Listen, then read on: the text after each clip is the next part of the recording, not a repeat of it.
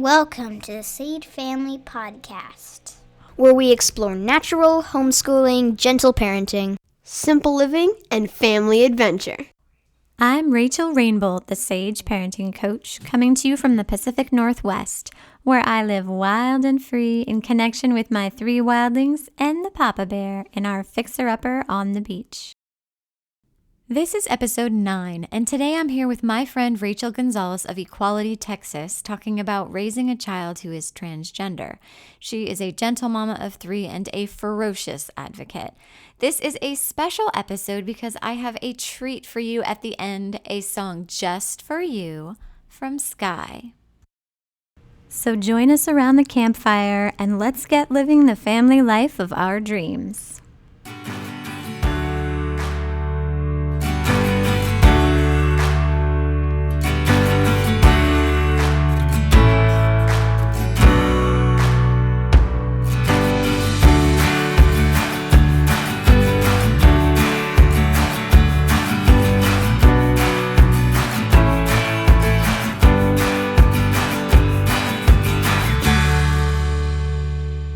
If you are enjoying the Sage Family Podcast, then please scroll down and click those stars in your podcast app or on iTunes. This is a quick and easy way to support the show using the currency of feedback. If you are loving the Sage Family Podcast, then become a part of it through Patreon, where you can support these important conversations, help make this show great, and get rewards doing it. This week's adventure was a free educational tour of KEXP radio station, which is a nonprofit arts organization with an emphasis on the Seattle music scene. It was so cool! They have over 1.3 million followers on YouTube, and we got to play in the live recording studio with these amazing lights and meet the sound engineers and the DJs behind the scenes. My kids saw records for the first time and how they are digitizing over 50,000 CDs. We learned about how the funding works behind the scenes for an organization like that, which was so interesting. Their passion for arts, the community, and music especially was clear, and that's always inspiring for our kids to witness. After the tour, all of our kids ran around together, playing their hearts out for hours. As we stood there in a large drained fountain, watching the kids help each other climb boulders and organize games with the Space Needle looming high in the background, I was struck by gratitude and how I wish I could just show every person who asks the question, "What about socialization?" this moment. If you want to see photos and videos of this adventure, then head on over to Sage Parenting on Instagram and follow along. Today, my friend Rachel is joining me to talk about raising kids who are transgender. But I want to start by sharing that Rachel has been a source of strength and support for me as we have waded into this label. She is fierce, informed, and well-connected in the gender variant community. She is also a gentle parent, and we actually met many years ago through the natural baby community, and our connection grew deeper when she came to me for parenting coaching. So basically, we go way back, and she's good people. So tell your story. Who are you? What are you passionate about? What about your relationships and life fulfill you? What is your relationship with this topic? So my name is Rachel Gonzales. I have a variety of titles. My first being I'm the mama of 3, and my oldest, Libby, happens to be transgender. I also serve as the Education and Resource Coordinator for Equality, Texas, and I serve on the Human Rights Campaign Parents for Transgender Equality Council and the National Center for Transgender Equality Family Equality Council, and or Families for Transgender Equality Council. And what else do I do? Oh, I'm also the vice president of Texas Transkids and Families. So that's all. That's all she's doing. Just a few things. And one of my passions is connected and gentle parenting. And it really has lent itself very helpful in this journey that we've been on having a transgender youth, which of course no parent chooses or expects from their child once they're old enough to express that to them. But it has certainly made our journey a lot easier and made us more available to be visible and leaders in this battle here in Texas, because we have a little bit more, we have a lot more support from our community here than a lot of families in our situation. Yeah. Oh man, I love all that stuff you said. And I love all that stuff that you're doing, changing the world. I mean, you're a little lazy, obviously. Like, come on, the world needs some help. Step up to the plate. This poor woman, every time we're like Marco Poloing back and forth, and she's like, oh, I have to, speak to all the police officers, and now I have to, like, she's legit changing the world, people. She's busy. Okay, so what is gender, and then what does it mean to be transgender? I really want to start there because gender is one of those things that when it lies unquestioned, people just assume they get what gender is. Like, yeah, you're a boy or a girl. Like, that's gender. But that's not really what gender is. So I'm hoping that we can deconstruct that social construct a little bit and just have a conversation about what is gender. And then from there, we can build on to what does it mean to be transgender. Right. So a lot of people, a lot of people's gender aligns with their biological sex. So if you have stereotypical male genitalia, then, or maybe not stereotypical is the right word, but if you have male genitalia and you identify as a male, then you would be considered cisgender, meaning that you align with your biological sex and your gender. Your gender aligns with your biological sex. Then transgender, the trans means across. So that means that you identify in a way that does not align with your biological sex. And so that would mean if you were assigned male at birth, meaning you were born with a penis, you would be presumed male, and then you can express later on that you were not actually a male, but in fact identify as female. Or there's a huge spectrum in between. So that would be non-binary, but that's a whole other long topic that we could get into or not. Yeah, there's a big, like, gender can feel authentic and helpful for people in establishing their identity and in living their lives. And for a lot of people who they talk about being our society being post-gender and our evolution as a species moving into the direction of being post-gender. And a lot of people are identifying now as non-binary. So basically saying that every human being should just be able to be whoever they are and express however they are and not have to fit into certain boxes. Right. So gender expression would be the outward signs that you give society to indicate what gender you identify as. And that is totally culturally constructed. And that's where we run into crazy issues with, like, oh, a boy can't play with that toy because that's a girl toy. Like, that's a totally recent cultural construct that is basically messed up. Yeah. But yeah, so there's a lot of different ways that we can signal those things. And that's where, a lot of people will push back sometimes when I'm talking about, like, there's no boy toys and girl toys. However, my daughter identifies as a girl. Well, she was also able to identify what things in our society and our culture signify identifying as a girl. So those were the things that she gravitated towards because she was really intensely trying to show us who she identifies as.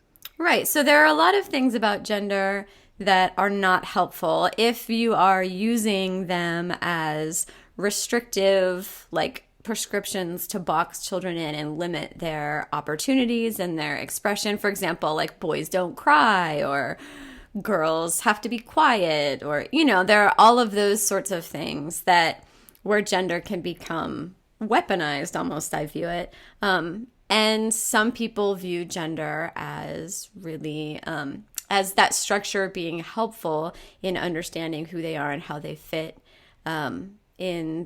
among people in society.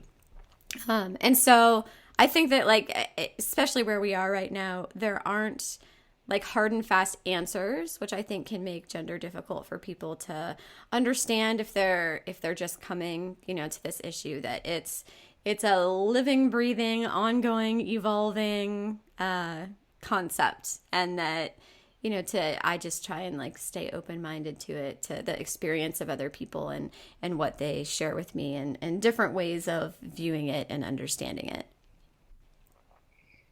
Yes, I totally agree.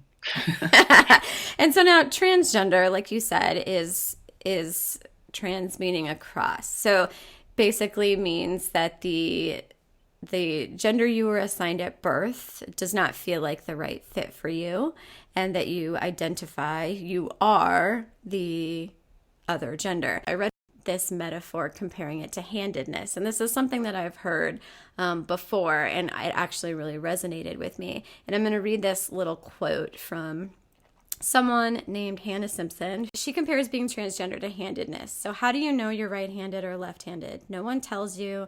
You're not born with a mark on your hand telling people what you are. You just know.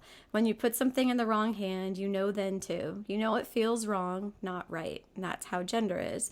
When a trans person is walking around the world in the gender they're not, they know it feels wrong. They just know. And when they transition, when they live authentically, it's like picking up a pencil in the right hand. It feels good, it feels natural, it feels organic, it feels right. I love that analogy. Yeah.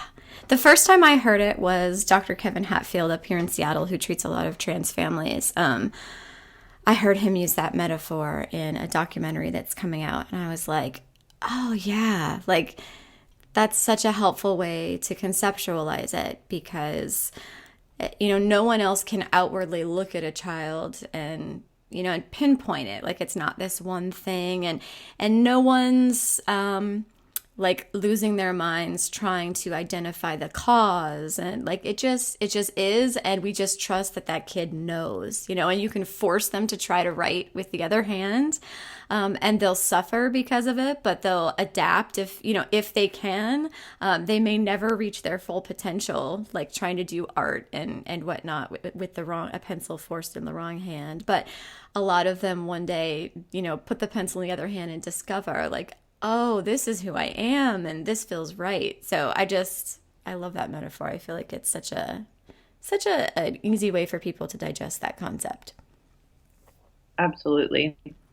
Okay, so I love the term gender creative, as does Sky, my 12-year-old daughter. It's strength-based language that communicates value and holds space for the rainbow of variance that can exist within gender.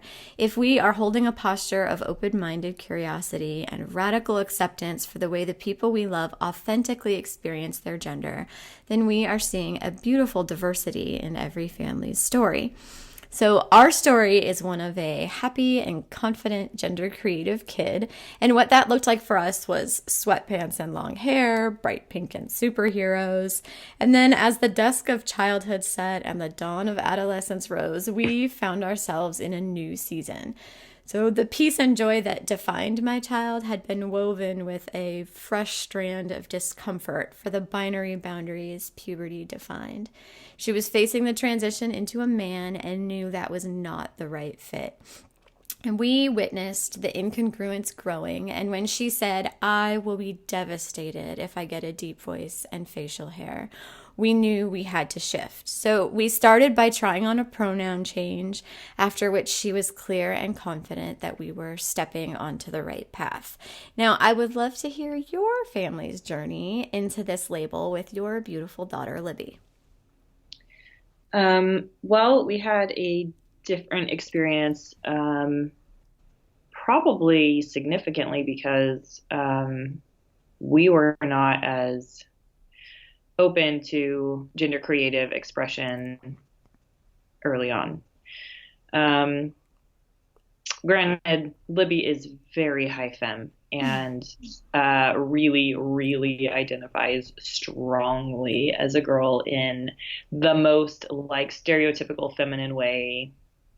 Now that she's transitioned a few years ago, she has lessened her need to wear skirts and dresses every single day, and is a little bit more in her like athleta phase of athletic athletes, but Kate like Hudson style. yeah. So she's, but it was a bumpy road for a while because really, I mean, when she was 18 months old, she was like all about accessorizing and trying to put on my lipstick, which I didn't let her do, but she would go and get it out of my bag and like put it on. And Yeah. it was, it was just like, oh, that's cute, that's funny, whatever. And as she aged, I was like, oh, I'm probably gonna have a gay son. Cool, whatever. Mm-hmm.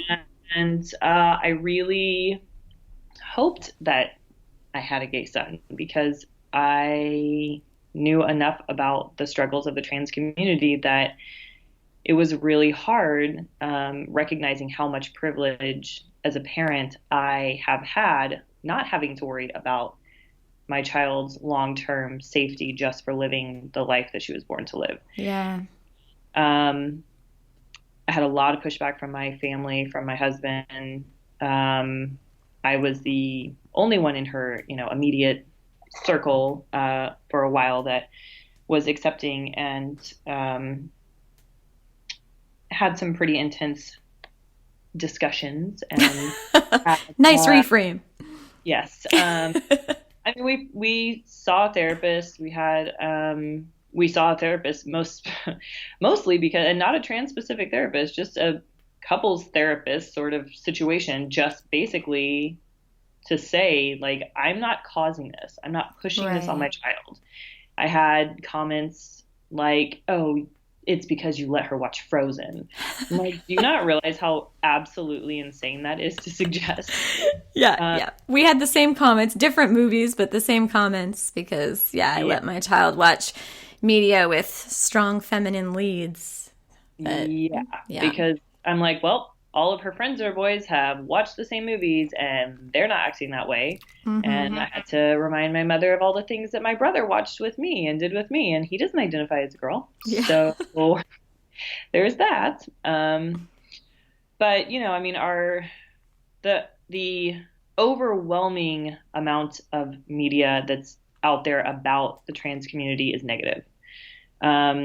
Portrays trans people in a manipulative way, trying to manipulate people into thinking that they're women when they're really men, or they're serial killers, or just bad.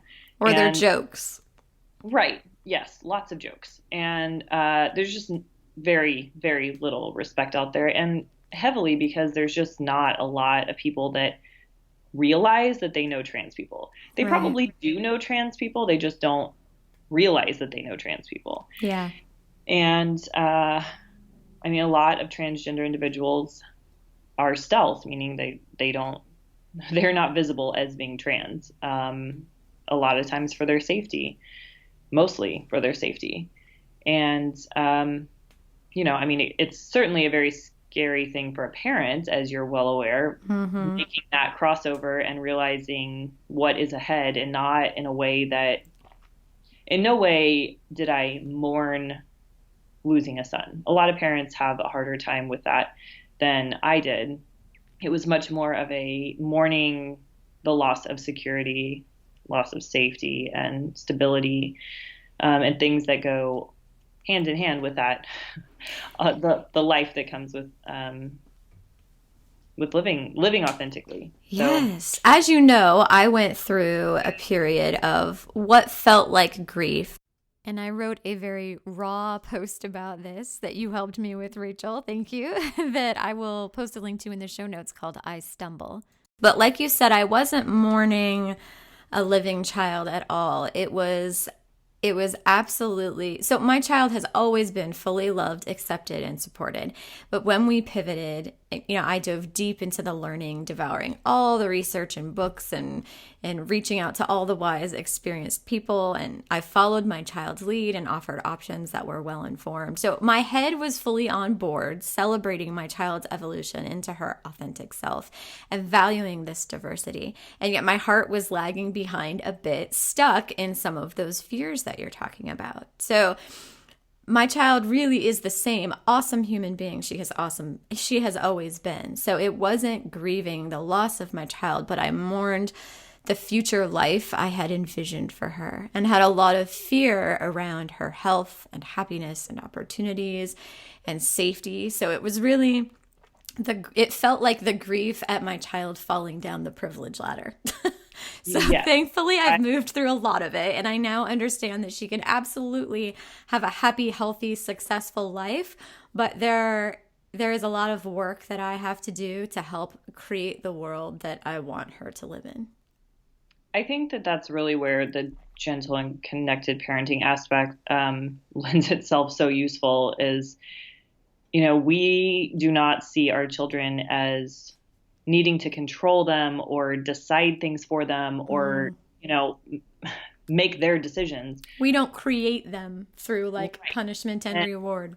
Exactly. And it's really hard to explain that to parents, especially here in Texas, that come from a very authoritarian background Yeah. and try to explain to them why their children are so angry with them when they think that they are being supportive when, well, I suspect that anyone that's listening to this is very familiar with gentle parenting and knows how important that is to not decide everything for your child. And it's just, you don't, at least I have not had to go through that mourning process, I think, because I did not have a firm decision of what my child's life was going to look like for them early You on. did not view yourself as having the control over creating this Right. person. And that if you, in authoritarian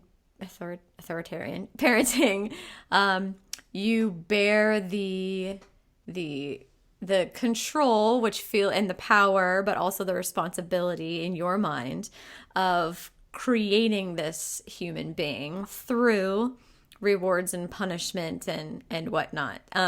But on the gentle parenting path, there's really this strong piece of acceptance. And on all the way over to the unschooling path, we tend to call it radical acceptance, where we hold the space for our child's feelings and we hold the space for our children to be who they are. And we view our role more as offering support and guidance and connection in walking our journeys together, but we don't view our role as disciplining this human being like tabula rasa. We don't program them, through manipulative parenting techniques to become this person that we want. We're not like molding them into this path of becoming a surgeon. Like that's not the role that we take. So I definitely see what you're saying about that, making the transition easier, like for you and for me, in the sense that I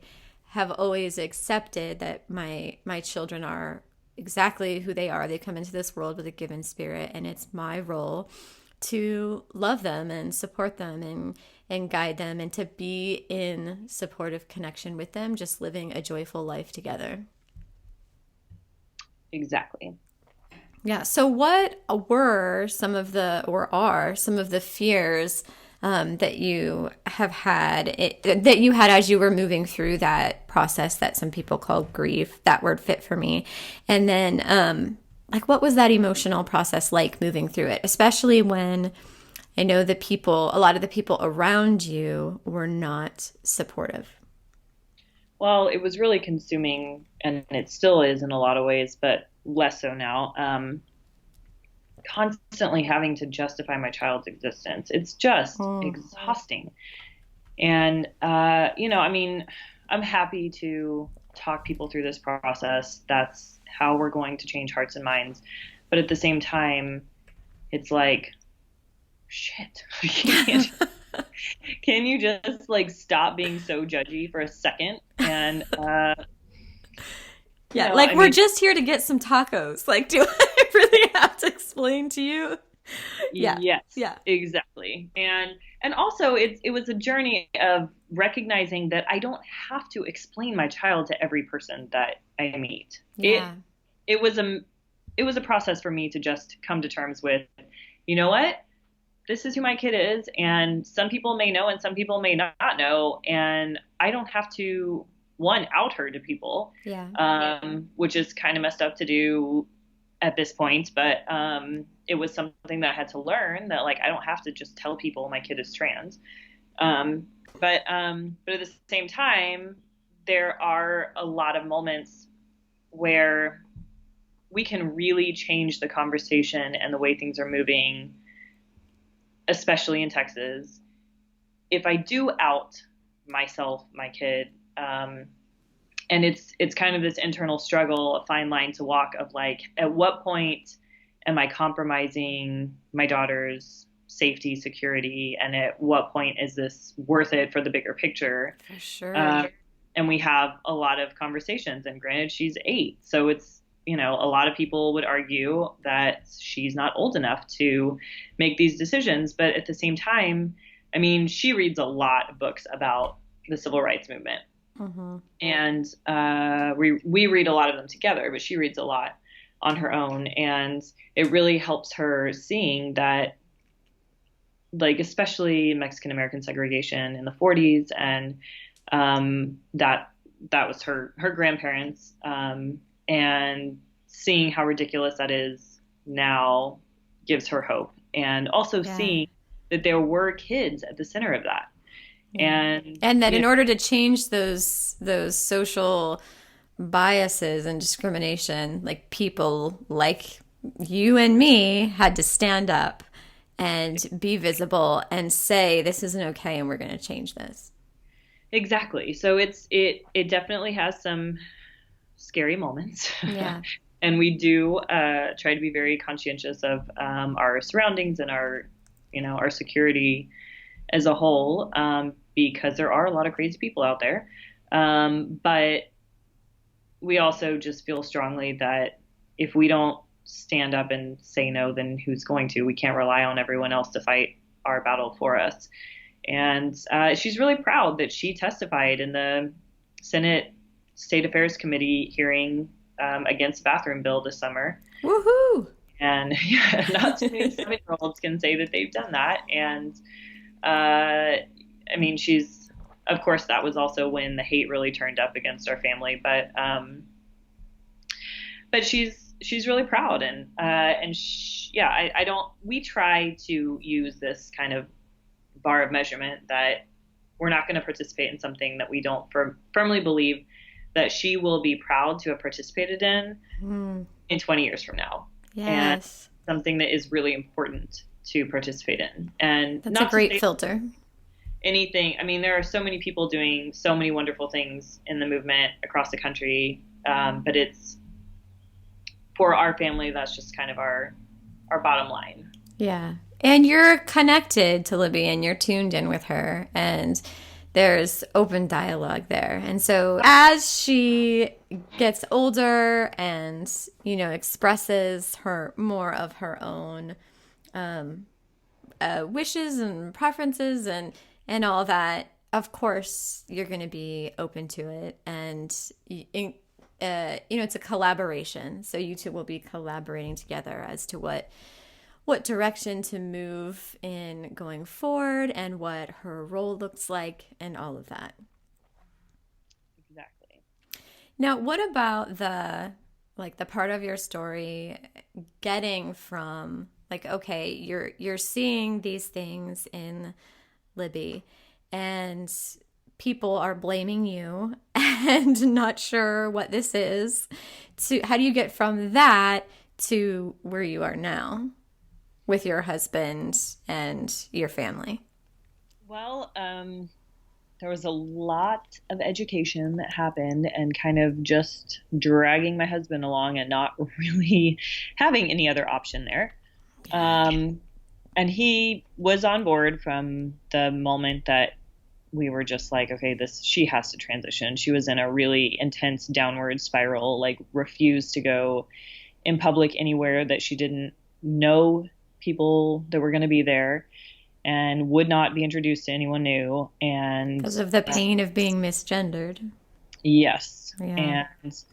And she would hide behind me if she was introduced to someone new. And it was, I mean, she was really presenting as a girl already. And from early on, she was constantly being referred to as a girl, even when we were unaware that that's who she really was.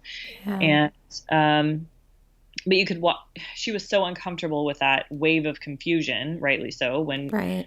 she would be introduced with a very masculine name and people would have this like, wait, what? And so it was a really intense process for her, and she hit kind of rock bottom Christmas when she was 5, when extended family, my parents, a bunch of different people gave her sister a bunch of stereotypical girl stuff that she would have wanted, and she got all the boy stuff, and it was just like the last straw for her. And she started acting out so horribly. I never thought that I would ever see that come out of my child. And we had to have meetings with her teachers, like, what is going on? And so I spent a weekend with her and just had alone time where she could tell me that she really had to have Santa turn her into a girl next Christmas. She only wanted girl clothes and girl toys and didn't want anyone to ever think that she was a boy. And that was, I mean, it was years in the making. It's certainly a surprise. And she really had already for like a year been refusing to wear clothes unless it was girl clothes, even though they were, you know, gender ambiguous t-shirts, whatever. They had to be from the girls department or she would not wear them. And so at that point, my husband was on board, and I spent a lot of time that weekend crying behind closed doors and just reading different things that are pretty scary about what can happen if you don't let your kid transition, and the things that do happen when people know that your kid is trans. And I've heard this thing of people saying like, well, I can't believe you let your child be transgender, but like it's the parent doesn't make or let, you know, their child be who they are. You basically you only have two choices. Either you choose the path of acceptance and support, in which your child gets to live as their authentic self and you get to have an entire lifetime of healthy, supportive connection with them, or you don't. Like, you pick the path of being unsupportive and you fill your child with shame, and then you have that 41% attempted suicide rate in the transgender population. I mean, all of these other risks and negative effects that come from being shamed and disallowed to be who you really are. So the two paths, the two options are not like, do I want to make my child be transgender or do I not? Like, that's not how it works. You don't just say no. You can't discipline it away, just like you can't discipline the gay away. You know, it's really who they are. And so you either support it and have that a healthier child and a healthier relationship, or you don't, and then all of the risks skyrocket. Exactly. Yeah. It's and I mean, I can understand to a degree that people just don't understand it, and I have explained to Libby's friends, like, well, just imagine if the doctor told your parents that you were a boy when you were born, and your parents made you cut your hair off and wear boy clothes, and they're like, oh my gosh, I would never want that. I'm like, well, so like that's what it's like. It doesn't happen like that for most people, but it can happen like that for some people. And we had no problems with her friends. Her friends knew her. It was a non-issue. And once when she transitioned, I've told this story to like everyone, but when she transitioned, officially, socially, like exclusively wearing dresses and skirts and all the things that she wanted to wear, I sent a text to the moms in her class, like, by the way, Libby's going to be wearing dresses, and she was still going by her birth name at that point, but she was going to be wearing dresses and skirts and all of those things that were very stereotypical girl. And so they talked to their kids, and the responses were awesome and hilarious. They were like, yeah, I know. About time. Like, why in the hell would you even be bothering to tell me that? Don't think I know my friends. And then when she changed her name and pronouns shortly after, I had one mom of one of her friends tell me that when she told her boys, it was like this, like, relief in closing a chapter. Like, finally, we can all move on. Let's do this.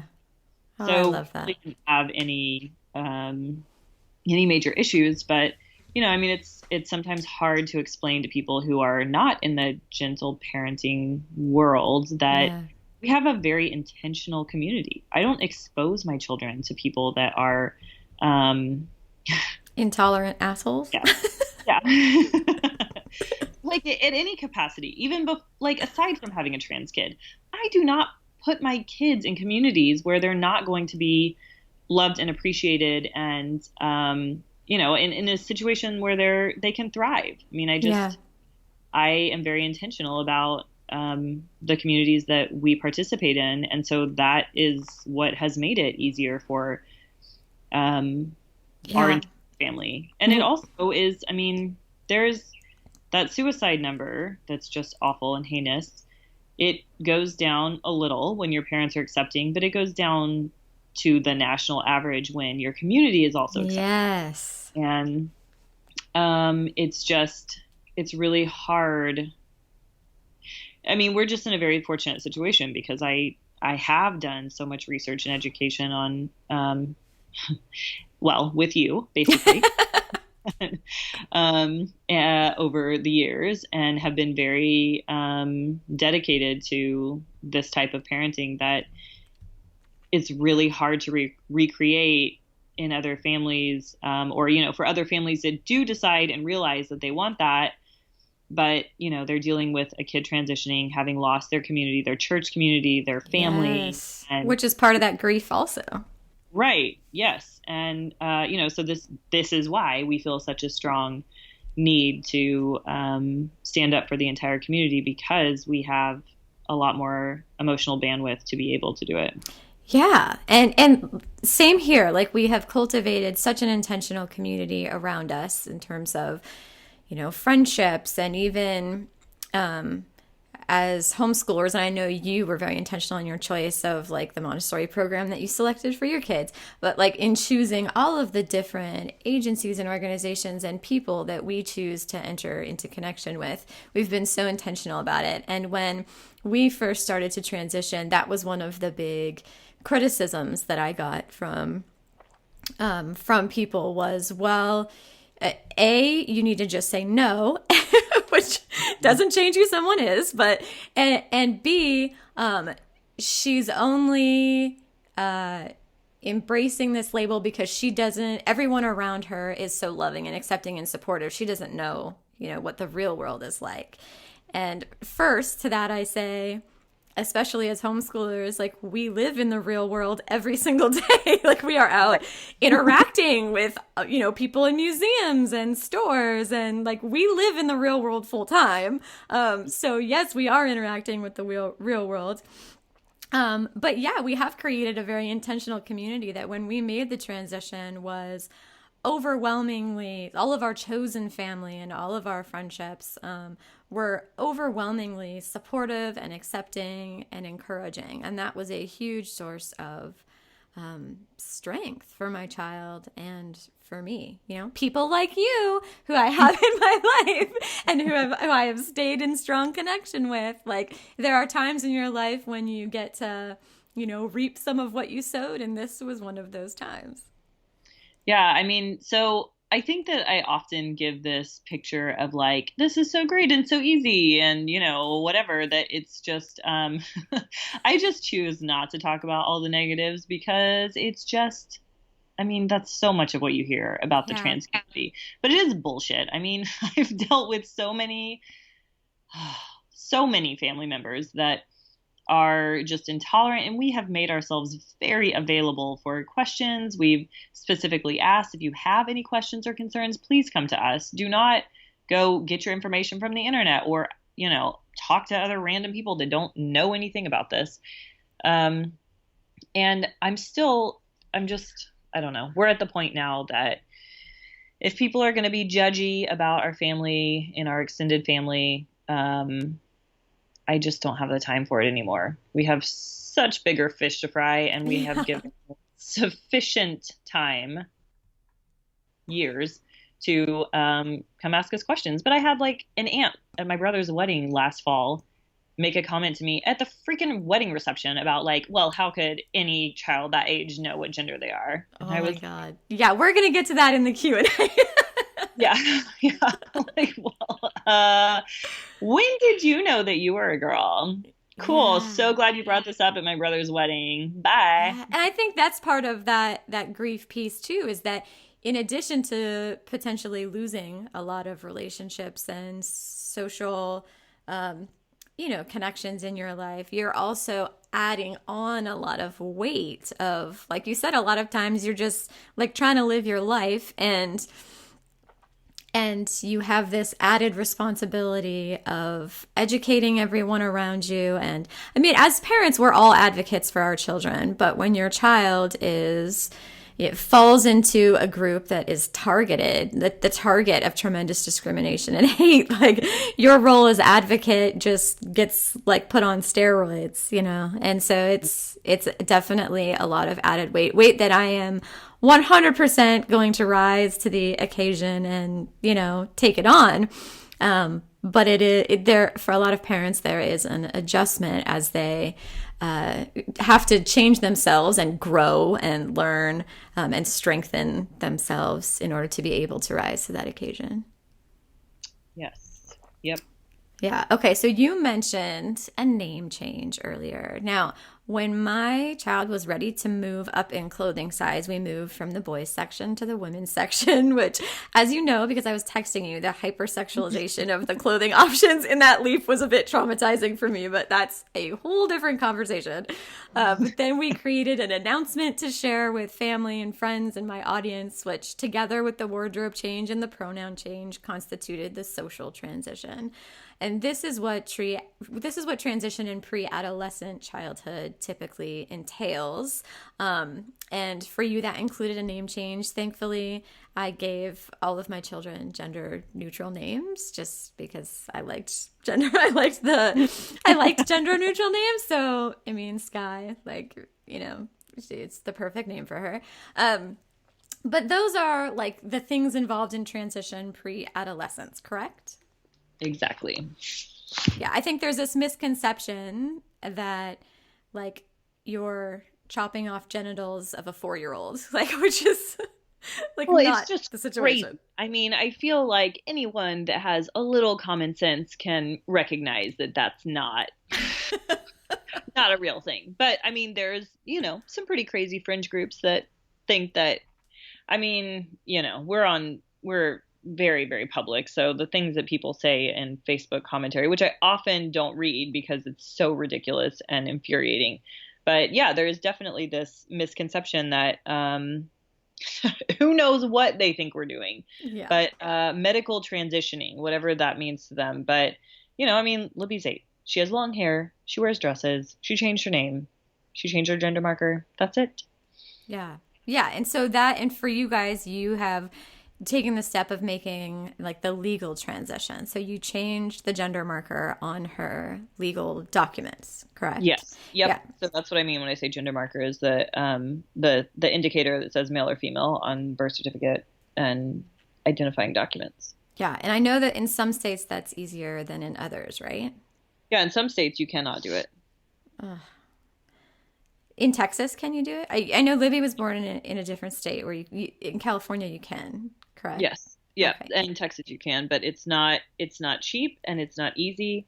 And, there is that was one of the big arguments in the bathroom bill from the senators trying to push it through was that, well, if you're trans, you just get your documents changed. Like, yeah, it's not that easy, especially when, it's very difficult for the trans community to get any of those things changed because they can't keep a job because they're discriminated against, because it's legal to discriminate against a person for being any part of the LGBT spectrum. Yeah. And if people won't rent you a place to live and you can be service, you can and it's all legal, and that's insane. Oh my God. So to suggest in their high and mighty seats in the Senate committee hearings that you just go change your gender marker.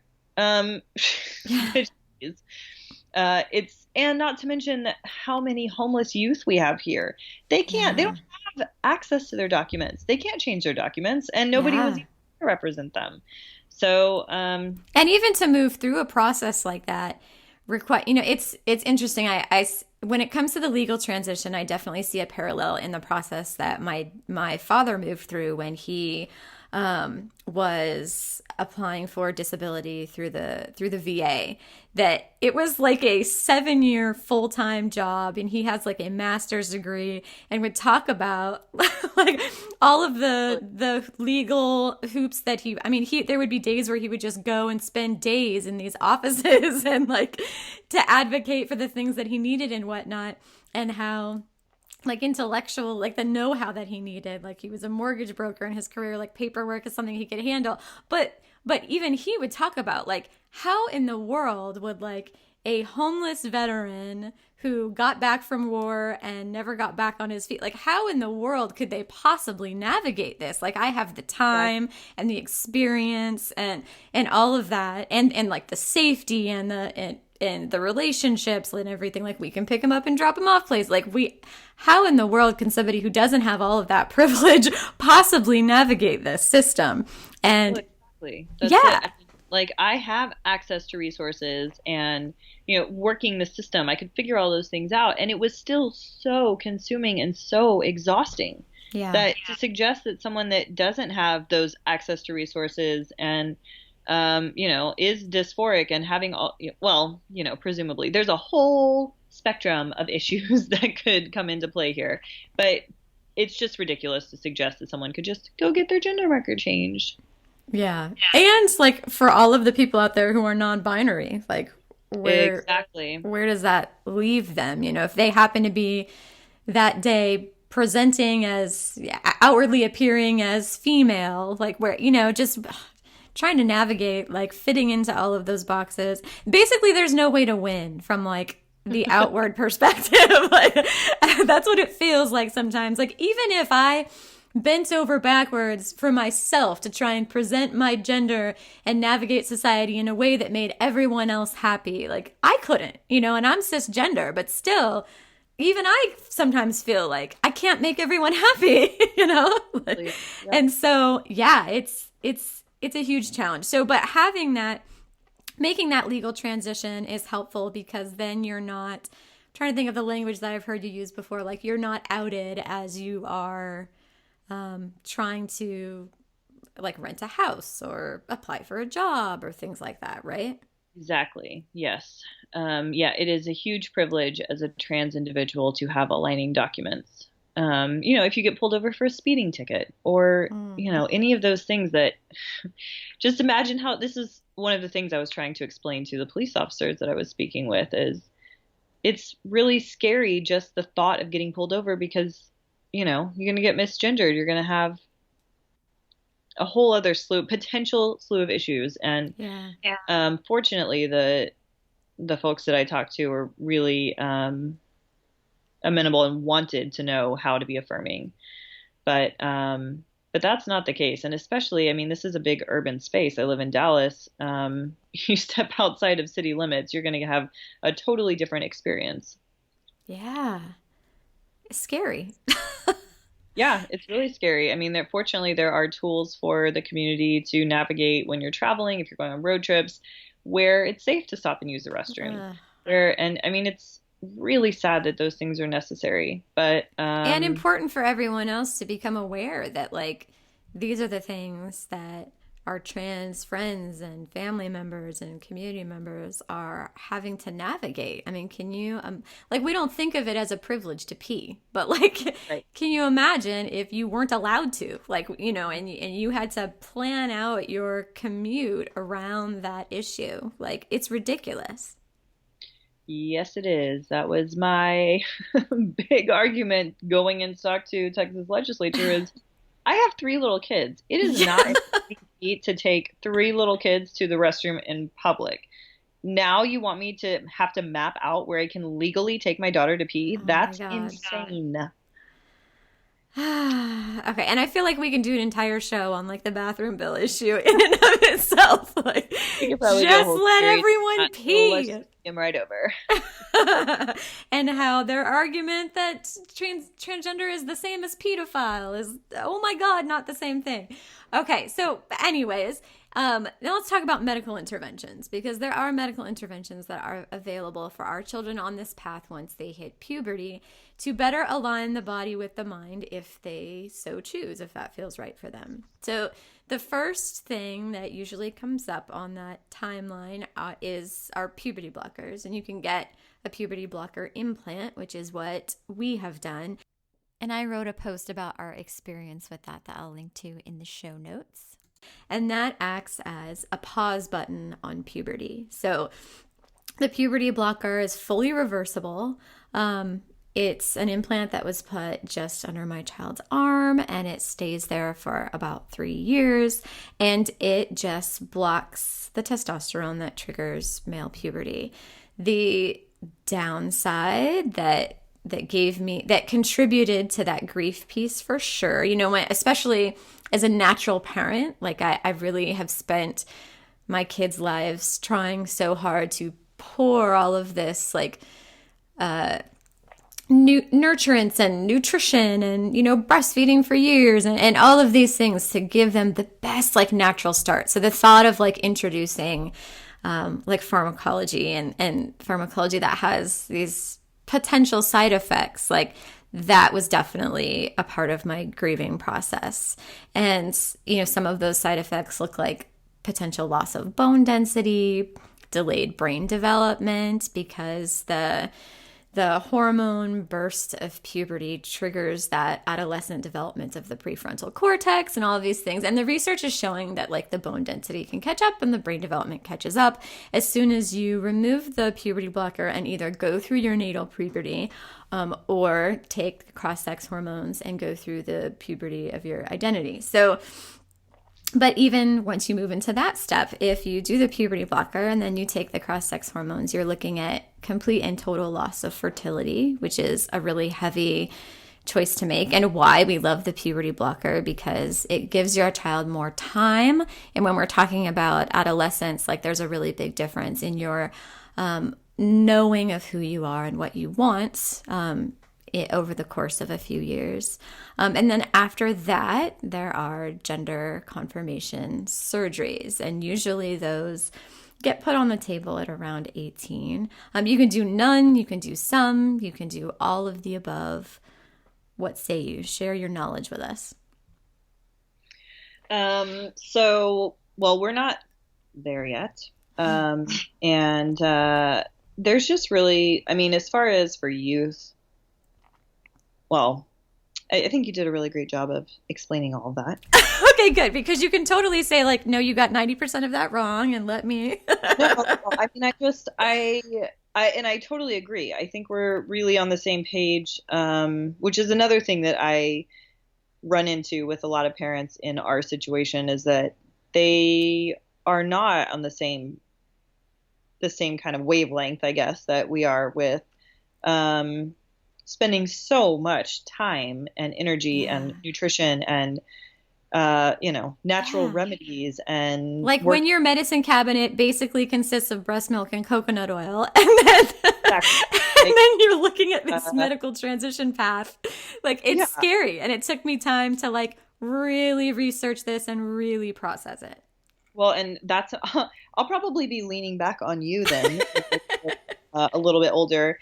I fully anticipate another wave of grief for myself when we hit that. Libby is very adamant against having a blocker and also against having male puberty, going through male puberty. Facial hair and a deep voice. And... So it's a lose-lose situation. It's pretty shitty. I am super frustrated with it, and so is she.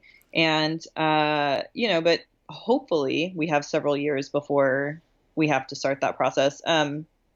We have, fortunately, the largest gender clinic for youth in the South here in Dallas. So Nice. she will start sometime this year, going in for her like just initial visit. She's in the system, Right. but they don't start seeing kids in the clinic until they turn 8. Yeah.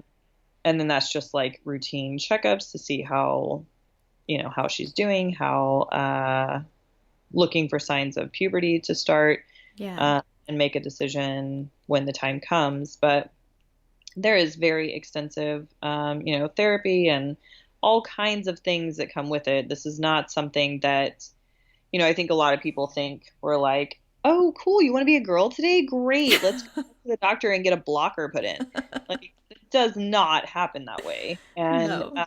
but yeah, I mean, and I've talked to a lot of trans adults a lot of trans adults choose not to have gender affirmation surgery. And, there's nothing wrong with that. There's kind of this misconception that there's these like stages of transition and you haven't fully. There's a finish line. Right.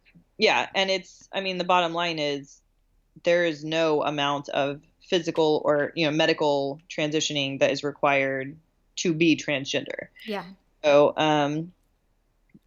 yeah, I had a thought that doesn't have anything to do with this, but but I love this analogy, and I was thinking of it when you're talking about the term gender creative, and there's this really awesome person, Jacob Tobias, I think that's how you say their name, that is non-binary, and they are so awesome, and they use this analogy of ice cream, that gender is like ice cream. There's a gazillion flavors. There's a gazillion toppings. You can, gender being the flavor of ice cream. You can't define every single person's gender into these 2 different boxes. And it's not just chocolate or vanilla. Yes. And then you can put a variety of different toppings on. So I met them in Orlando, and I was also speaking at a conference, and they were one of the keynotes. And they have long hair and kind of like 5 o'clock shadow-ish. Yes. I totally follow them. Yeah. Yes. And but they wear like bright lipstick and dresses and skirts and heels, and they're just amazing and like so confident and such. I just am so grateful to people like that are really intentionally paving the way for our kids and opening people's minds and giving people some food for thought, because it is totally stepping out of the box. Rain Dove is awesome too. Yes. So shout out. Yeah. So sorry to totally derail the whole conversation. Okay. So the medical transition, like, I just want to say, like, I try really hard to stay in a space of gratitude, because I am so grateful that these options are available for our children. I can absolutely see the despair that my child would be in if she were forced to go through male puberty, if that option wasn't there. And so to have this option, like, I know it's the right choice, and I'm so, so grateful for it. And it's okay to feel both of those things at the same time. I think, like, I struggled with that too, that I can feel grateful for it, and at the same time I can feel like worried about it and mad at it. If that makes sense. Like, I don't want to put this stuff into my kids' body, but at the same time grateful for it. And I think that my kid wrestles with the same things. Like, my child is really confident that they want to grow into the woman that they know themselves, that she knows herself to be.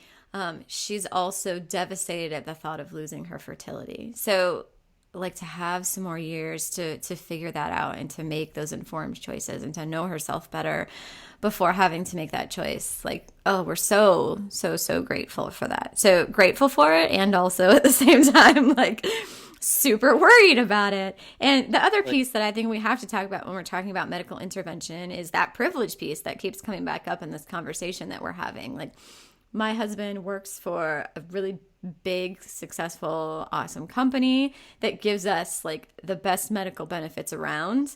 And I have connections that allowed me to so we got in with this amazing doctor, Dr. Kevin Hatfield. He's fantastic up here in Seattle.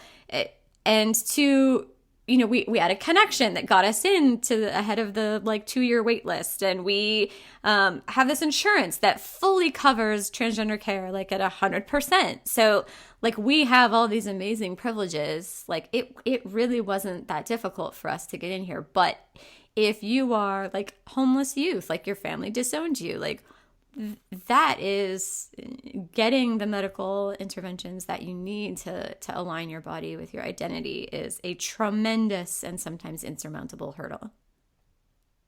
Yes. Yep. And we're in a very similar situation with all of the privilege of access to resources here. And yeah, I mean, if nobody will hire you and nobody mm-hmm. Yeah.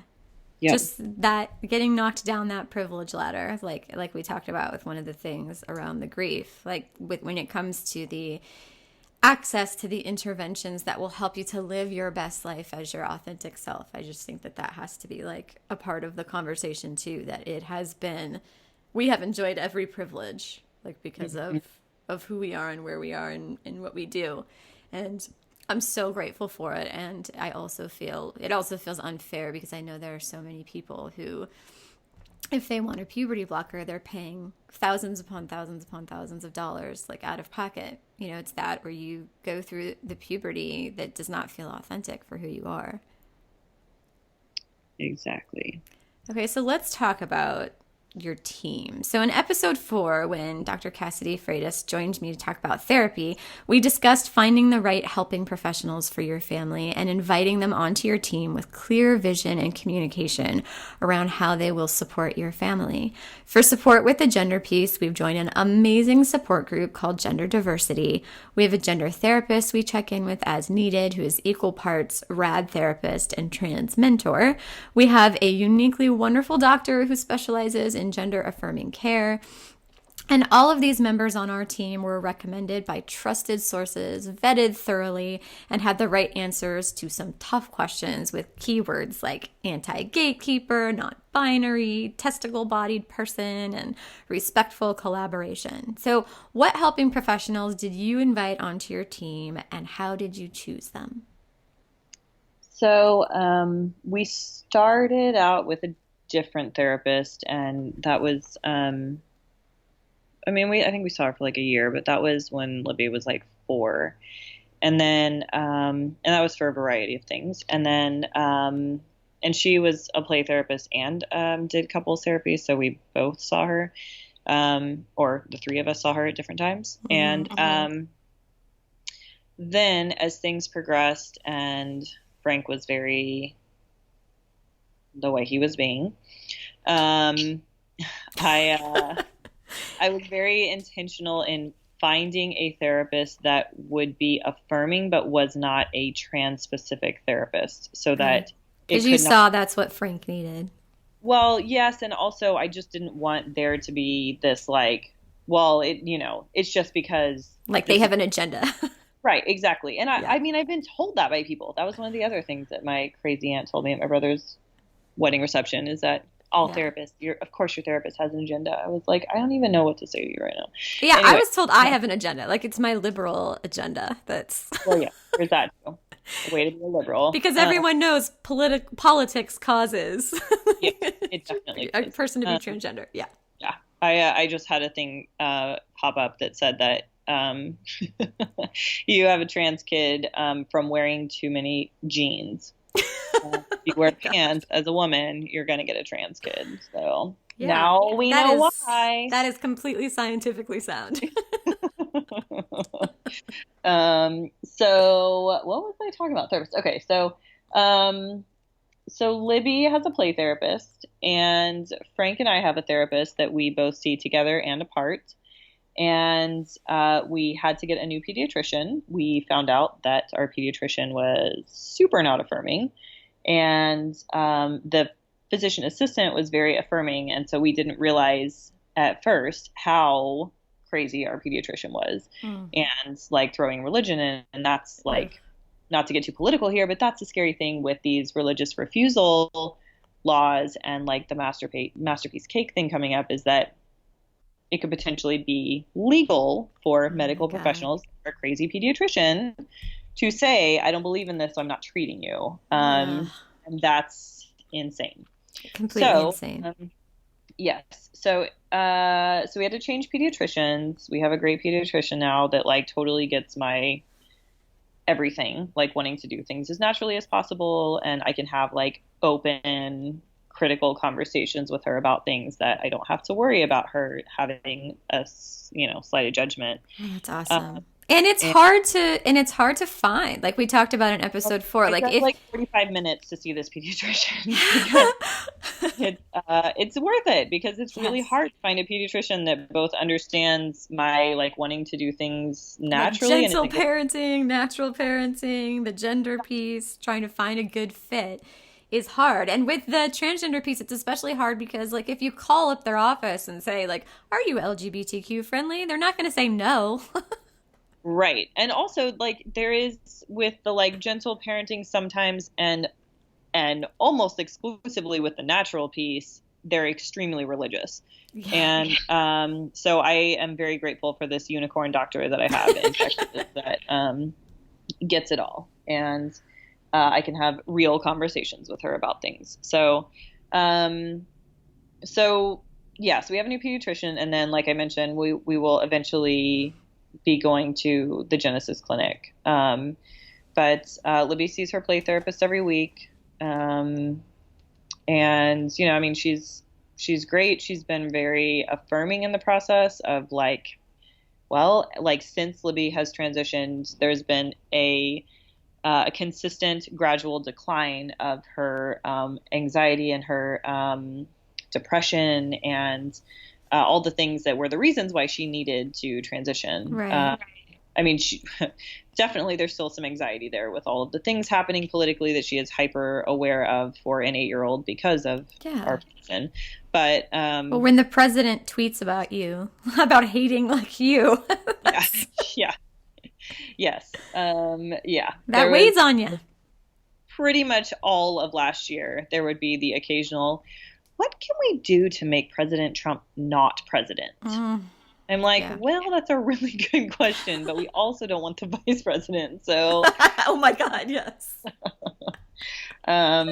Yeah. So it's an ongoing, and like we have an across the street neighbor that has a Trump flag, and it's also like the only place in Dallas that I've seen a Trump flag. So it's not like we live in a super crazy extremist area. This person is misplaced, and but it's crazy, and like it's a slap in her face because she is very well aware of the things that are happening, and I mean it's crazy when she goes and testifies in front of senators and they immediately pass a bathroom bill anyway when she has explicitly asked them to please keep her safe.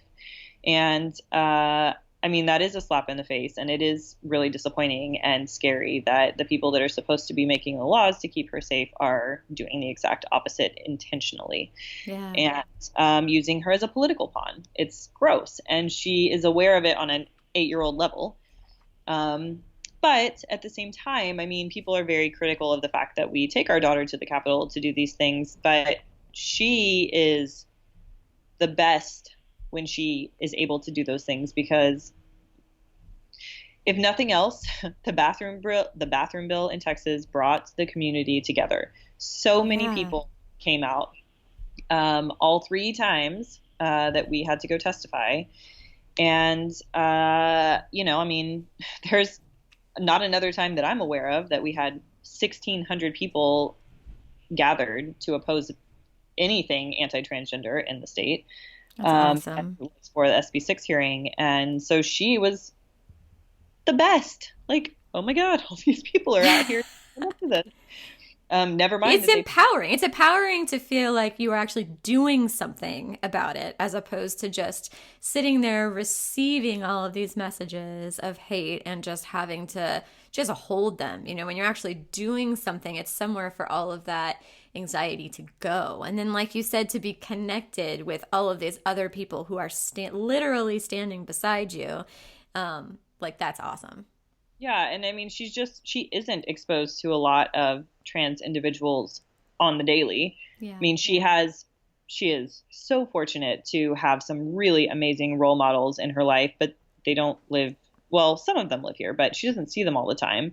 But she has some great role models for all of my children. We have some amazing friends because of our activism across the country. And she's so fortunate to be able to ask them questions and be involved. But at the same time, I mean, she doesn't have like trans friends her age. Right. And which is both great because it's just very like normalized and she can just be a little girl and whatever.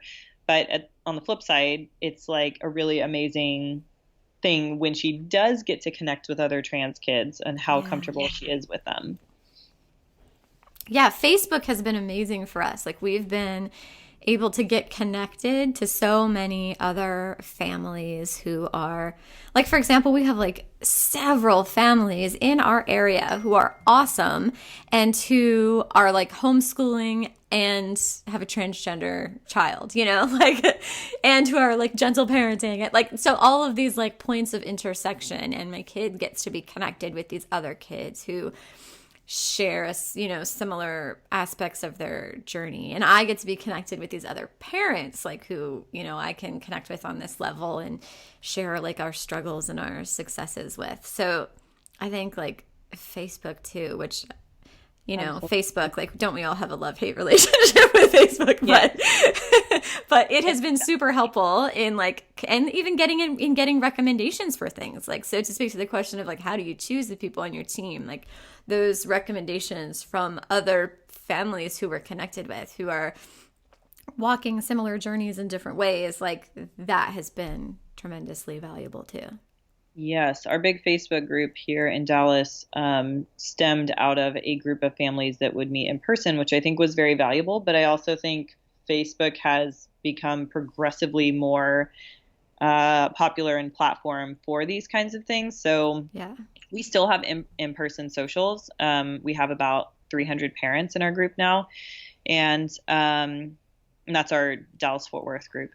But I did not know that the group existed. I think when I joined, there was like 60 parents in it, but I didn't know that it existed. And I was reaching out to parents all over the country and DC and elsewhere, Kansas City and other places that I had no idea that I had this group in my backyard. And we're still finding lots of parents like that. Anytime something is on the news or publicized about our group or about me, I will get connected with more parents that will say like, I had no idea this existed here. And and it's that same relief of like, oh, I'm not an island. I don't have a kid going through this.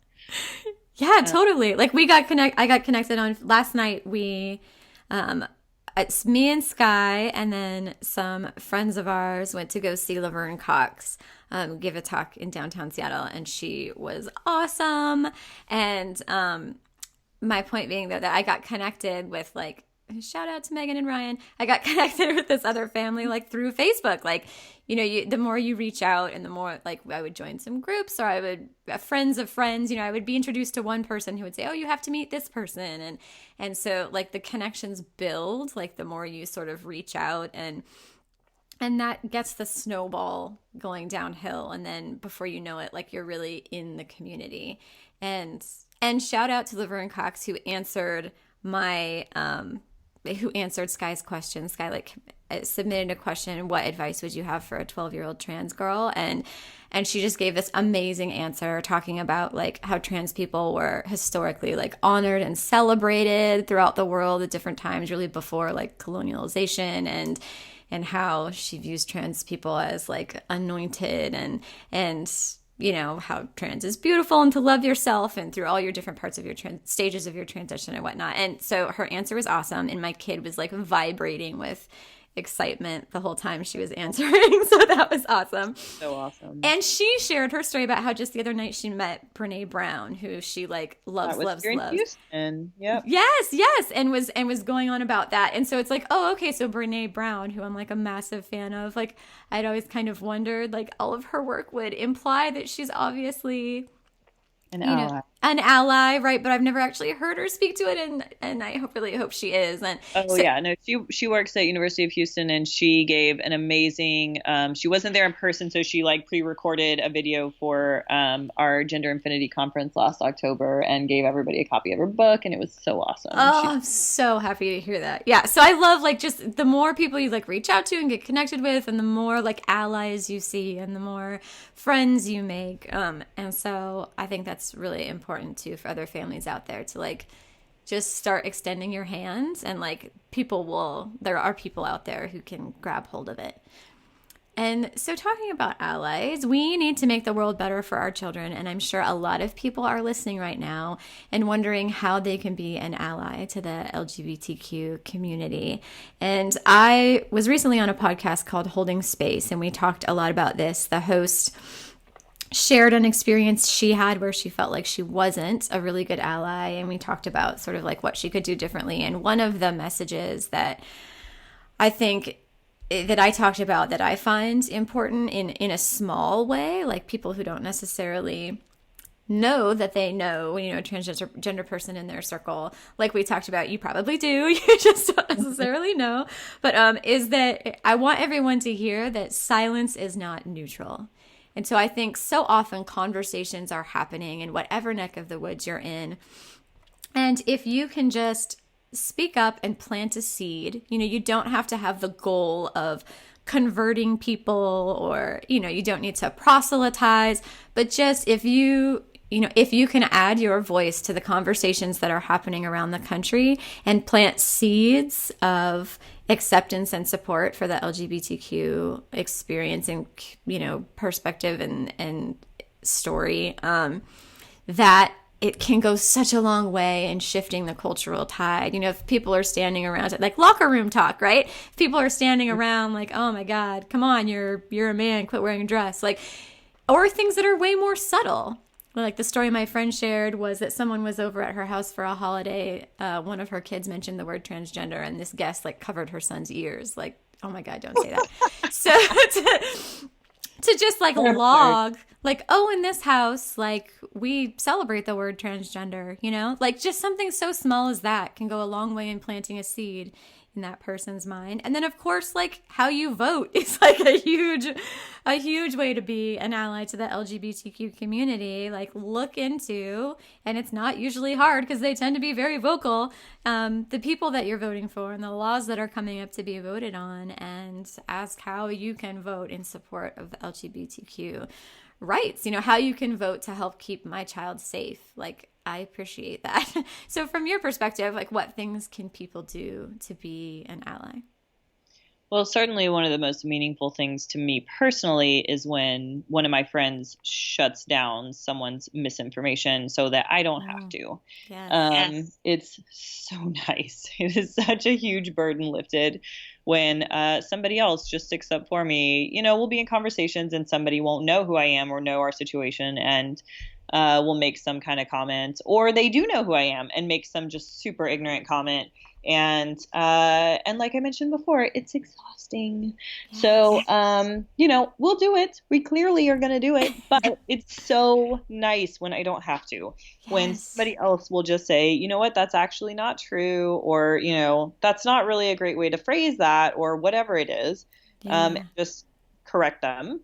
Yeah. Well, like Spider-Man, with great power comes great responsibility. I think with privilege comes responsibility. So not everybody feels safe enough to speak up. And so if you are one of those people who, especially if you have no skin in the game, like you are in the perfect position to be one of the people to speak up, like you're talking about. Like if there's no risk to your personal safety and no risk to your child, like you are just in this beautiful space to log your voice, to add your voice to the conversation, and to speak up and to educate people, because there's no risk to your safety in doing so. And the people who do have real risk of discrimination or harm, if they speak up, they're not in a position where they always can, and they shouldn't have to. Right. And I think silence is so underestimated. It's It is it's complacency, and it drives me insane when people in my family are like, "Well, they didn't say anything." Like, that's a good thing. And I'm like, "Yeah, exactly. They have not said anything to me in 2 years, and you expect me to be happy about that?" Yeah. Yeah. It's you Silence know, speaks volumes. exactly. And generally it means agreement if somebody is spreading a lot of hate and you're just sitting there silently. I mean, I don't mean to be overly aggressive about this, but I'll be overly aggressive about it. it's a sore subject with me because it's a constant defense, particularly from my mother about her family, is like, well, and I tell them they don't have to agree to love you. I'm like, Oh yeah. my God. One of the moms I work with here, Kimberly Shapley, has one of the best quotes. I just saw a memory pop up on Facebook that you can't get salt water and fresh water from the same spring. So yeah, I love that analogy. And yeah, you cannot. That's just such bullshit. Yeah. So, Big time. yeah.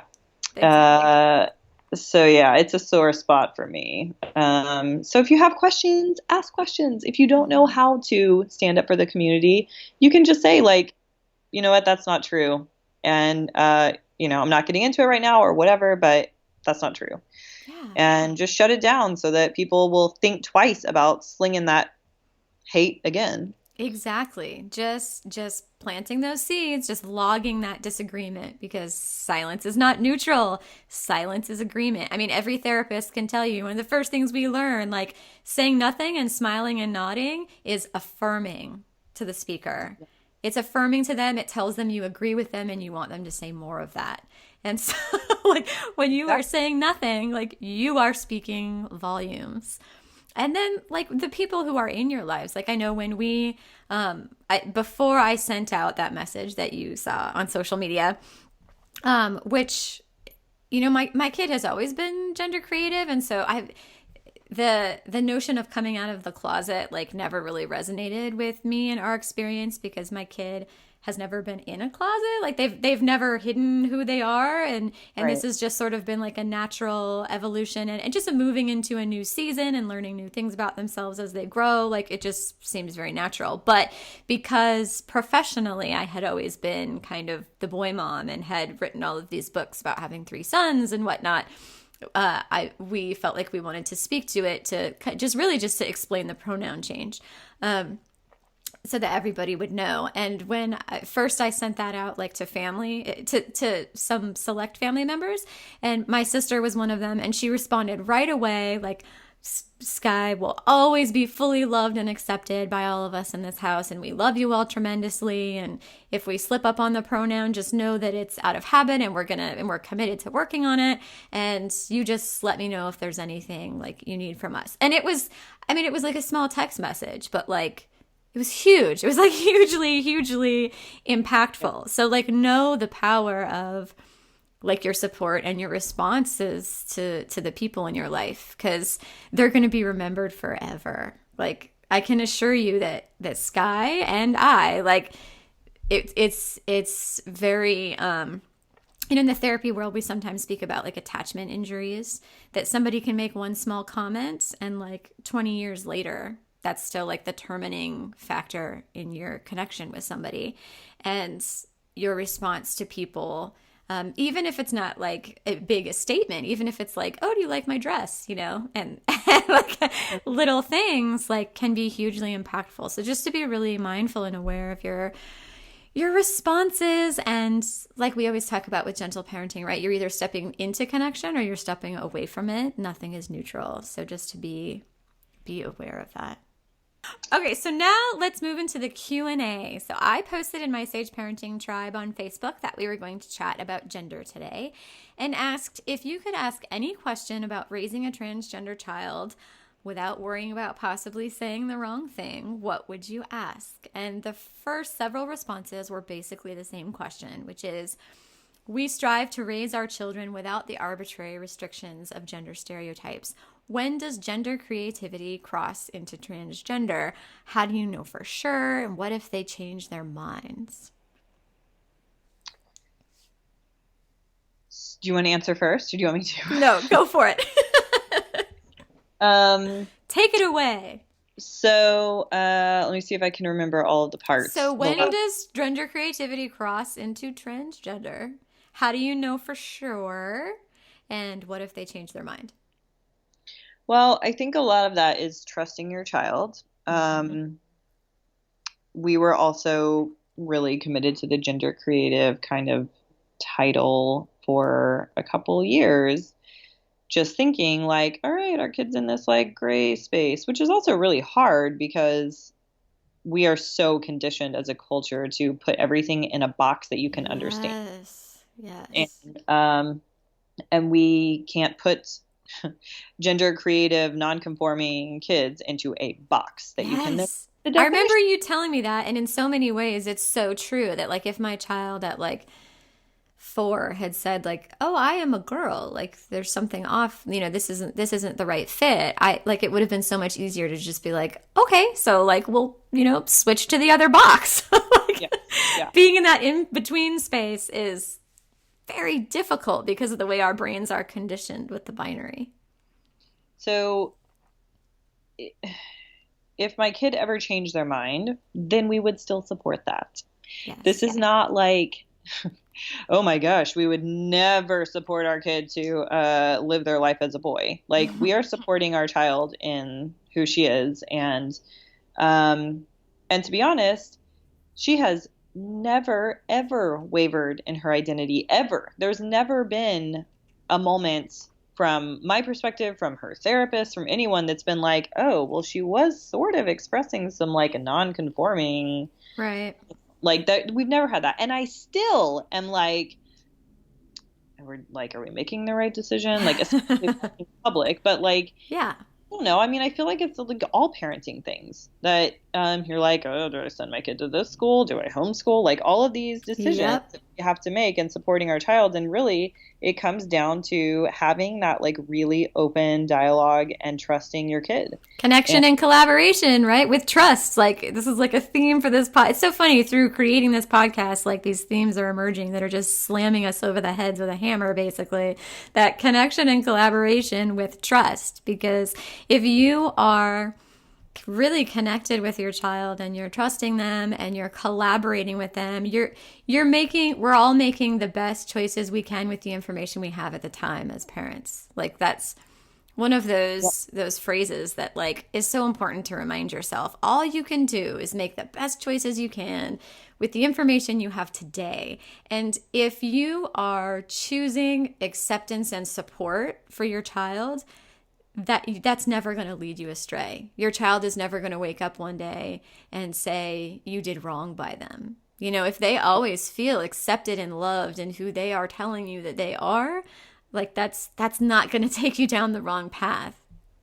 Yes, totally agree. And I mean, the only time that Libby's ever made a comment that could suggest not living her life as a girl was out of fear because of our current political situation. Mm-hmm. And we had I probably have told you this, but we had a situation where at my brother's wedding, which I mentioned, one of the attendants, I think that's what you call them, for the bride, was her trans cousin who committed suicide right before the wedding. Mm-hmm. And Libby was really, really excited to have another trans, she was a flower girl, so having another trans person in the wedding party, and then have like an extended family member that was trans would affect her. Well, and so it wasn't something that I could keep from her because she was super excited. And I had sent my brother and my sister-in-law all this information to share with this kid's parents because they were not affirming, and they, from what I know, they are still chalking it up to mental illness, which is a maddening situation. But it took Libby like a week to just kind of process the whole, like, what do you mean? She kept asking me, what do you mean that his, like, just to come to terms with the fact that this 20-something trans guy's life was so bad that he wanted to end it. Yeah. And I mean, she had heard the term suicide and all the things that we're doing, but it wasn't a like real Didn't have situation. any real life context for her Right, until that exactly. moment. And so she had a moment that she was like, well, can they just not put boy or girl at all on my birth certificate so it doesn't say anything? And I was like, what do you mean? She's like, well, I'm just scared that since Trump is president now and a lot of people hate transgender people, that it's just not going to be a good idea for me to be a girl when I get older. And I was like, well, I'm going to keep you safe. You live in my house, and that's why we're working so hard to educate the people around us. And she immediately shot back, like, one day I'm not going to live in your house, and then how are you going to keep me safe? And so then it like all came into context, and it was her fear surrounding that, and that's the only time. And so we had a long conversation about like, well, do you feel like you don't want to live your life as a girl? Well, no, I am a girl. I want to live my life as a girl, but I just am scared that it might not be a safe choice. Yeah. Excuse me, which is a horrible, horrible conversation to have with an 8-year-old or 7 at the time, and just stab in the heart. Yes. So I promised her that she never has to move out of my house. A lot better. And so, I mean, she's moved on since then and is, I mean, I'm sure it's always going to be in the back of her mind, but yeah. Well, one question that can be helpful is like, if you had this child on a deserted island, like it's just you and this child living on this island, like what would you do? Right. Who would your child be? How would you stop thinking parent about them? what other people think. Right. And if you really take a minute to like go into that space and walk through that reality for a few minutes, like the answers are usually pretty clear. And like, who would your child be in that space? Like my child has been, from the day they were born, it was like we knew, and like kind of like you, it's like we just assumed that he would grow up to be gay, but like it's been this natural evolution that's been progressing and progressing and progressing. And when she talks about her the questions she has are about like fertility and things like that. It's about like the options in becoming, in growing into the woman she knows herself to be, but like what things are, what will that look like specifically, and what things are worth the cost. And those are the questions. It's not, am I really a boy and this isn't right? Like she doesn't have those questions at all. And I think that if you crawl into that space of like, if you were on a deserted island, who would your child be? Like and that gets at like, so if you were freed from all this like societal discrimination and messaging and lack of approval bullshit, like if all that was just gone, who would you be and how would you parent your child? And I think that's really a good question for gentle parenting in general, right? Like you would have this like this natural parenting, this gentle parenting dynamic. You would have natural learning at play, but also with the gender piece, like that's really important because that societal disapproval and shame and discrimination weighs so heavily and puts this giant mountain of fear like in your baggage. And so to take just a break, just a minute to like get free of that can bring some clarity in your choices and in your path. Couldn't agree more. Okay, now let's talk about a day in the life. So describe your favorite day this week and share with us why you loved it. Oh, I have a good one. We a very unusual day. A couple days ago, Libby had soccer practice after school, and my husband is out of town, and so our babysitter stayed with our younger two, and they were super tired. So I was like, well, why don't you just go ahead and put them to bed because we won't be back until like close to 7. And little did I know that daylight savings would not let that happen. But I hoped that it would. And so Libby and I got to have a date night during the week, which was unusual. And we went and got dumplings at our favorite little dumpling place down the street. And we washed the car together, which was a first for both of us.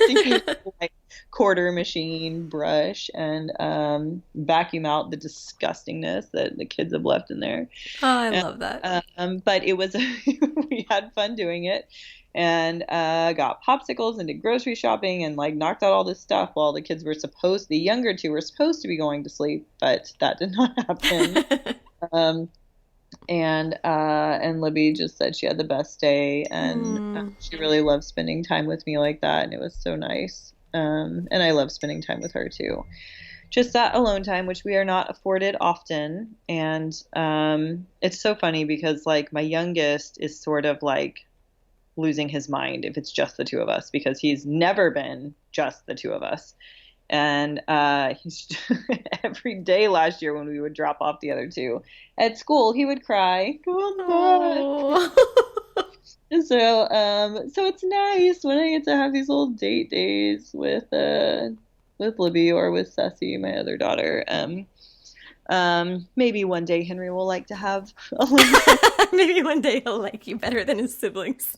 Yeah, maybe. But yeah, it's been a pretty good week thus far. It's been a little busy with work, but other than that, it's great, and that's still great. So, and I love how you guys are able to connect over something as simple as like washing the car. Like, it's really about like the connection, like less important like the experience itself, more like like I said, Sky and I went to go see Laverne Cox talk last night with some friends, and Laverne Cox was amazing and the experience was awesome and we both learned a lot from it, but really it was like probably the most special part of it was just like that she and I went out and had this experience and learned something together and went to this new place together, and having like just a few hours of that connection like was really, really, really nice and really important for us. I love your day in the life. Now let's take a deep dive. What are your favorite resources for families to learn more about this? Good question. I should have thought more about this ahead of time, because now I'm like totally blanking. PFLAG has great resources online, really great like in-depth resources. Mm-hmm. And I can send you the link to that if you don't have it. And if you're in Texas, I actually been working for several months on a website that just launched called txtranskids.org. And it's specifically for information, know your rights, all the kinds of good stuff that families with trans youth need in the state of Texas. And I've been working on it with the ACLU of Texas, Lambda Legal, and the Transgender Education Network of Texas. So it's a great resource. And what about books? Do you have any favorite books? Well, I love, as you're well aware, Tomorrow Will Be Different, the new Sarah McBride book. That was so good.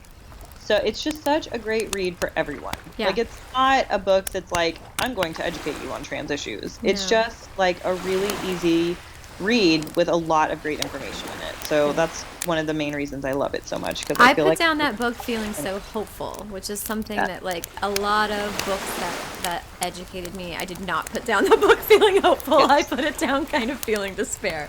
And so Sarah's book, like I felt like really, like I really understood the transgender experience better. And she just tells the story of her life, as a human being, who happens to be trans. And I loved it. So shout out for Sarah. We both love your book and we highly recommend it. Yes, she's just the best. We are so fortunate to have Sarah in our lives, and she's such a great role model, and Libby just adores her so much. So, and it's awesome that at the end she talks about lobbying with us in Texas. Woohoo! Yes, so Libby was so stoked about that. So yeah, I mean, that's such, and then kids books, I mean, there's so many great ones out there. Of course, I Am Jazz book is so great for little kids, especially for, friends of Libby, because Jazz and Libby have like such parallel experiences. Yeah.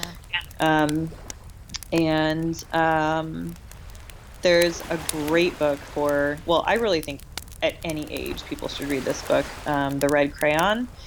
And it just really like takes out the human part and points out how silly it is to try to tell this blue crayon that they're red over and over and over.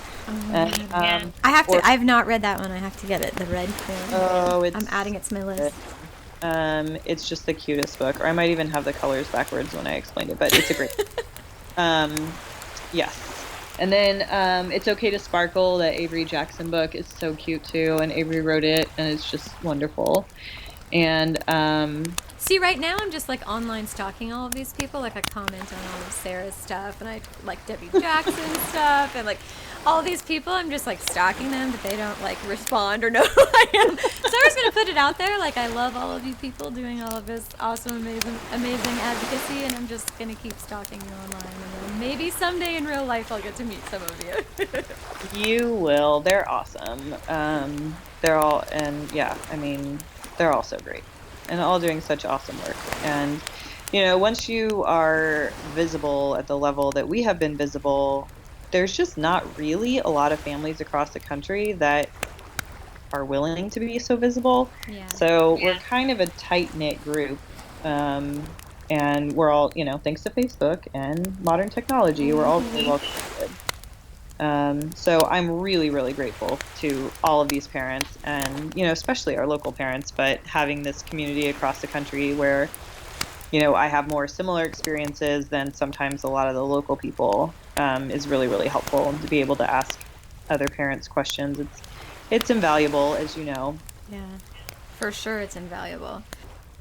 I am going to include links to some of my other favorites, like The Gender Revolution with Katie Couric. That one's documentary, but there are a few other books as well. Raising My Rainbow, This Is How It Always Is, a novel by Lori Frankel. So I'll put links to a bunch of stuff that has helped me a lot. Thank you so much for talking with me today.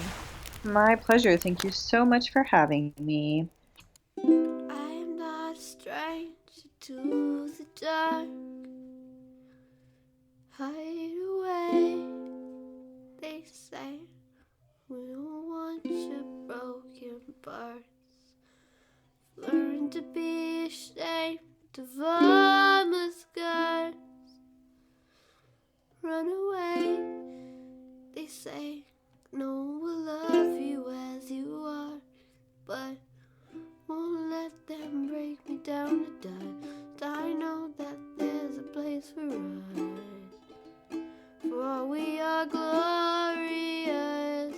When the sharpest words wanna cut me down, gonna send a flood, gonna drown 'em out. I am brave, I am bruised, I am who I'm meant to be. This is me. Look out, 'cause here I come, and I'm marching on to the beat I drum. I'm not scared to be seen, I make no apologies. This is me. Another round of bullets into my skin. We're far away, 'cause today I won't let the shame sink in. We are bursting through the barricades and reaching for the sun. We are warriors, yeah, that's what we become. Won't let them break me down to dust. I know that there's a place for us, for we are glorious. When the sharpest words wanna cut me down, gonna send a flood, gonna drown 'em out.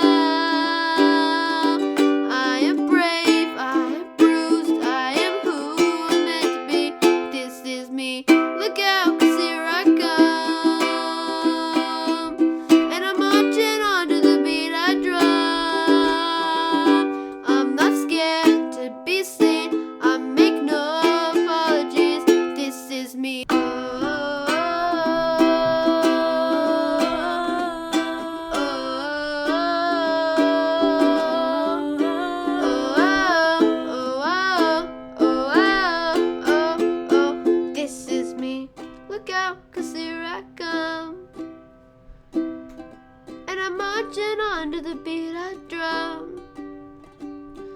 I'm not scared to be seen. I make no apologies. This is me.